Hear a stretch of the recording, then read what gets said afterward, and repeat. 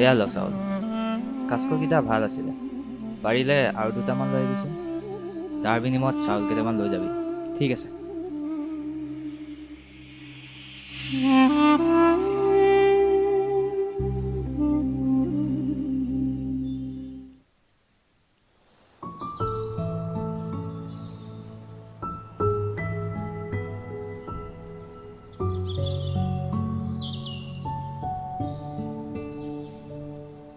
কি হ'ল?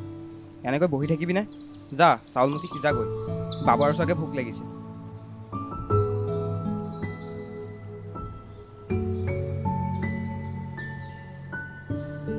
ক'ৰ পৰানো আনিলে? বাৰী কাচকলকেইটাকে জোনাইহঁতৰ ঘৰত দি চাউল এমুঠি লৈ আহিছোঁ। যা সোনকালে চাউলমুঠি সিজাগৈ। যোৱাকালি বাবায়ো এটা কল খায়ে ৰাতি লঘোণে আছে। সোনকালে ভাতমুঠি বহাগৈ যা। হেৰি, তাৰ জ্বৰটোও বেছি হৈছে। ডাক্তৰৰ ওচৰত দেখুৱাব পৰা হ'লে ভালেই আছিল নেকি?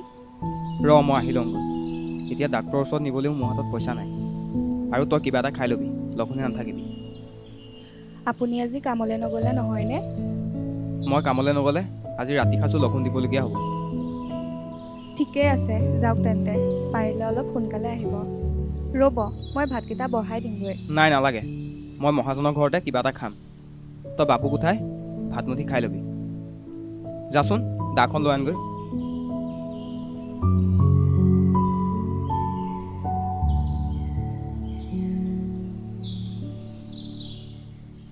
এইখন লওক।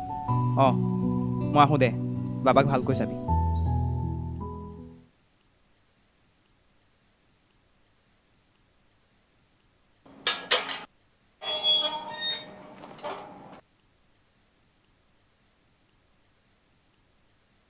দেখিছ, এইটো এতিয়ালৈকে আহি পোৱাহি নাই। কোনো কাণ্ড জ্ঞান নাই মানে এইবোৰৰ।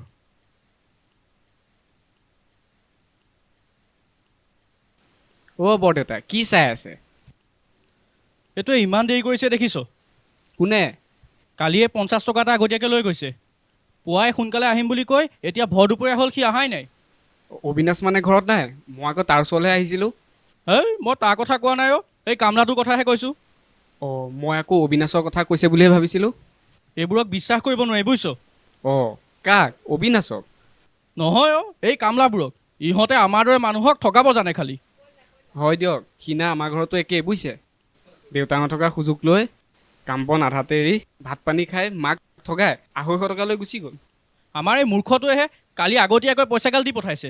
নহয় অ' দেউতা, আচলতে তাৰ ল'ৰাটোৰ অসুখ।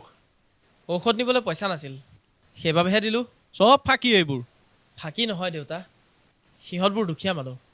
লোকক ফাঁকি দিব নাজানে সিহঁতে। আৰু আমি কি ধনী মানুহ? বাৰু সেইবোৰ বাদ দিয়া, এই টকা 500 দিয়াচোন মোক। কিয় লাগে? লাগে আৰু কাম এটা আছে, দিয়াচোন। মোৰ বেগটোতে আছে, লৈ লগে। হ'ব দিয়া। ঐ আহ। ব'ল।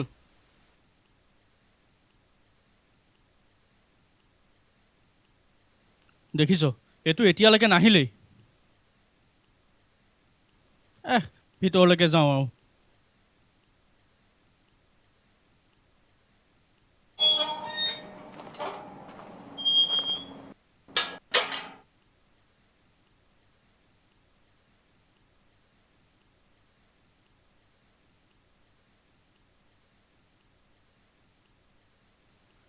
বিজেপি কংগ্ৰেছৰ বাকযুদ্ধ তুংগত।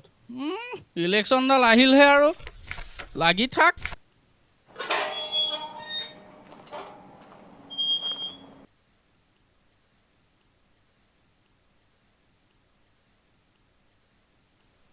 দেউতা?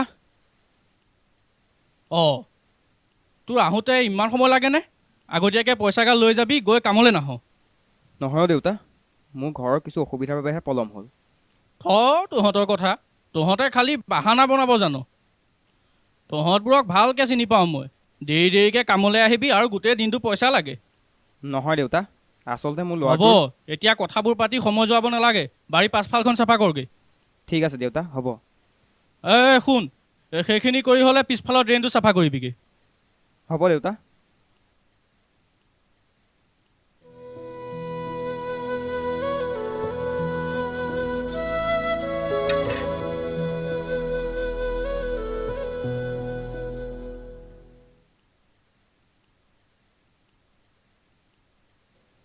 ঐ তই আহিছিলি কিমান সময়ত বহিব হ'লেই নে এইবোৰ ফাং ফুং নকৰিবি দেই সোনকালে কামত লাগ ৰ'ব গাটো কিবা এটা দুৰ্বল দুৰ্বল কৰিছে এনেকৈ হ'লে কিন্তু পইচা নাপাবি দেই তই কালিৰ পৰা লঘোণে আছোঁ দেখি তেনেকুৱা লাগিছে আৰু তই কাম কৰিবলৈ আহিছ ঘৰত ভাতকেইটা খাই অহা নাই যা যা ৰখি থাকিলে নহয় কামত লাগে যা এই চবৰ পৰা মানে শান্তি নাই চকু নিদিলে নহয় তহঁতক ৰা ভাত বাহা বৰ ভোক লাগিছে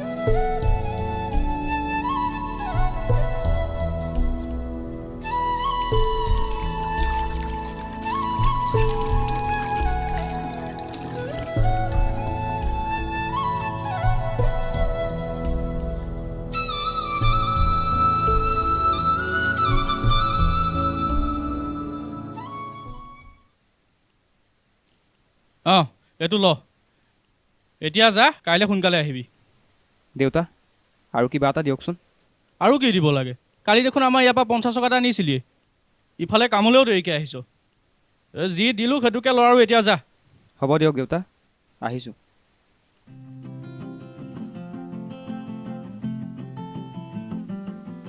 ঐ এই আবেলি সময়কণত ক্লাবলৈ নগ'লে মনটো ভাল নালাগে বুজিছ আহ ব'ল ব'ল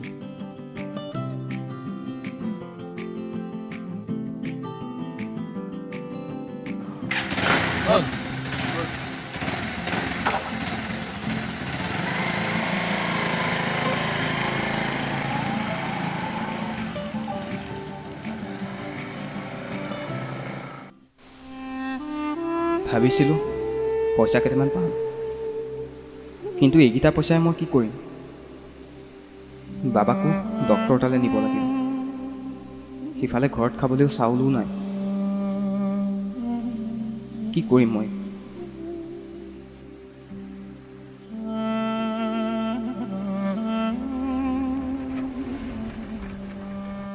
অ' যোগেন কাই ক'ৰ পৰা আহিলা অ' ছাৰ এই মহাজনৰ ঘৰৰ পৰা আহিলোঁ চাওঁ এইপিনে আছোন এইপিনে আহা কওকচোন ছাৰ মোৰ পৰা জানো তুমি টকা দুটামান নোপোৱা কিহৰ টকা কিয় তাৰমানে তুমি পাহৰিলা কিয় আমাৰ ঘৰ তুমি জংঘলখিনি চাফা কৰি দিয়া নাছিলা তাৰ পইচা জানো মই দিলোঁ সেইখিনি লেতেৰা হৈ আছিল দেখিহে মই চাফা কৰি দিছিলোঁ আৰু মোক সেইখিনি পইচা দিব নালাগে নহয় তুমি হ'লা কাম কৰি খোৱা মানুহ তোমাৰ কামৰ বিনিময়টো দিবই লাগিব এই ৰ'বা এইটো 200 টকাটো লোৱা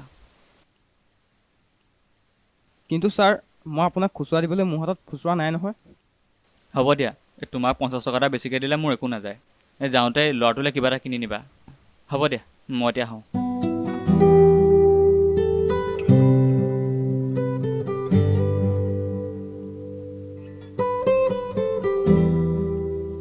ঐ বাবা আমাক চাওঁ এইফালে ওলাই আছোন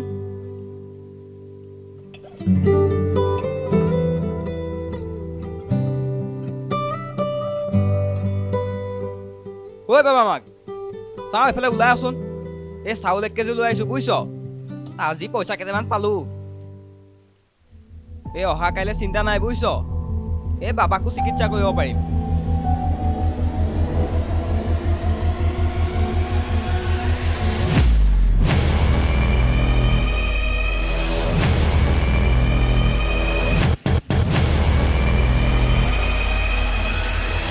বাবা ওরে নীল দরিয়া আমায় দে রে দে ছাড়িয়া বন্দি হইয়া মন পাখি হায় রে কান্দে রয়া রইয়া ওরে নীল দরিয়া আমায় দে রে দে ছাড়িয়া বন্দি হইয়া মনোয়া পাখি হায় রে কান্দে রয়া রয়া